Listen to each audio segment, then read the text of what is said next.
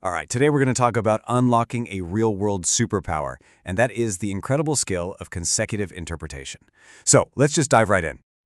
I mean, haven't we all? But what if I told you that there's one you could actually develop? One that lets you bridge worlds, connect people, and just smash through any language barrier. It's probably a lot closer than you think. That's the power we're talking about. I mean, think about it. The ability to process these complex ideas, hold them in your mind, and then just articulate them perfectly in a totally different language. To anyone watching, it honestly looks like magic. And the specific technique we're focusing on here is called consecutive interpreting. It's kind of like a dance, you know? The speaker shares a thought, they pause, and then the interpreter steps in to deliver. That little pause, well, that pauses everything. So let's break down exactly what this power is all about and how it's different from, say, what you might see at the United Nations on TV. So here's the key difference. With consecutive interpreting, you get that pause, that moment to breathe and gather your thoughts. You see it a lot in smaller settings, like doctor's appointments or legal meetings. On the other hand, simultaneous interpreting is that real-time, high-pressure translation you see in live broadcasts. There's no pause, it's just a pure, non-stop flow. But today, we're focusing on the art of the pause. You know, every superhero has to train their senses.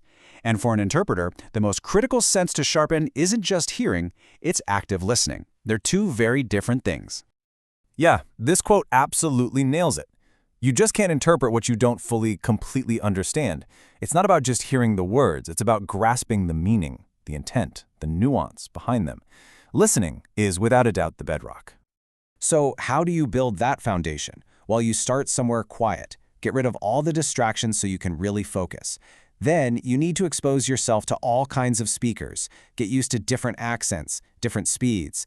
And remember, so much of communication isn't even verbal. You have to pay attention to the speaker's tone, their body language. All of that gives you crucial context. Okay, once your listening skills are getting sharp, it's time to build out your toolkit. And the two most important tools in your belt are going to be effective note-taking and a really powerful memory. Now, let's be clear. Note-taking for an interpreter isn't about writing down every single word. That's impossible.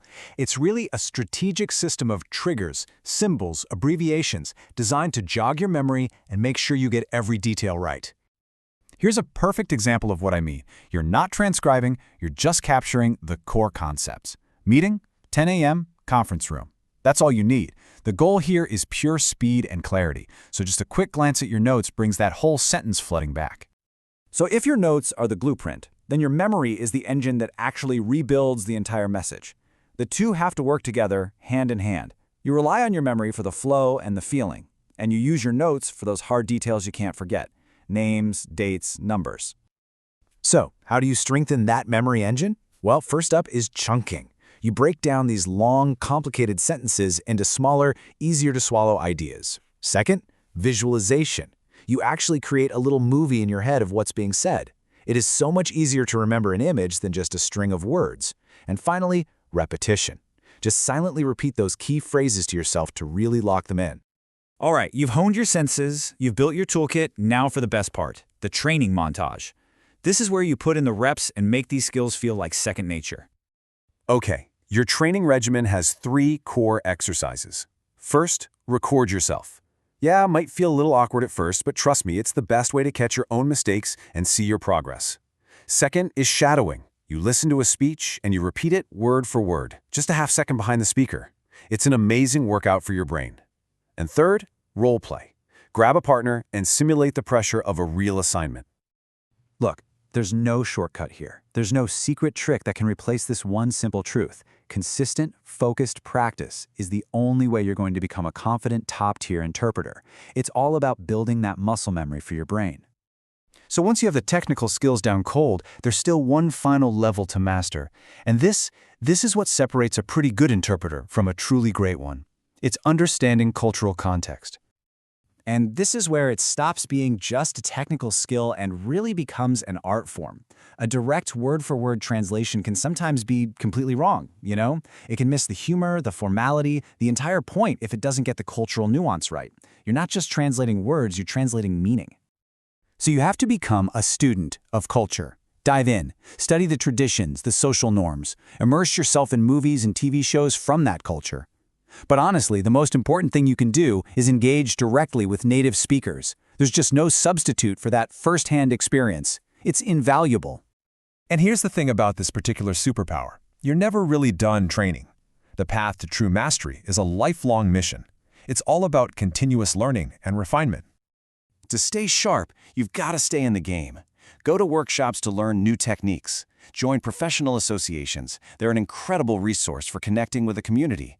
And maybe most importantly, always be open to feedback from your peers. Hearing what you can do better is one of the fastest ways you'll ever grow. And hey, if you need any more motivation, just look at this number, 50%. The research suggests that regular, dedicated practice can improve your fluency and your accuracy by up to 50%. That's not just a small bump, that's a massive leap forward. It just proves that this superpower isn't something you're born with, it's something you build brick by brick. So we've laid out the entire training plan, right? Sharpen your listening, build your toolkit of notes and memory, practice like crazy, and immerse yourself in the culture. The blueprint is right here. You have all the tools. So the only question left is, what's your first mission going to be?